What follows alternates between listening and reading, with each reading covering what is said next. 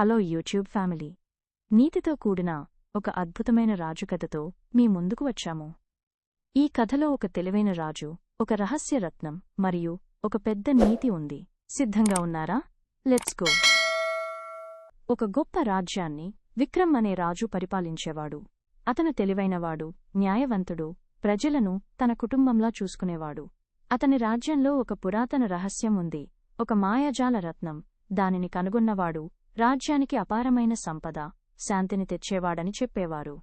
కాని ఆ రత్నం ఎక్కడ ఉందో ఎవరికీ తెలియదు. We need your support to make more videos like this.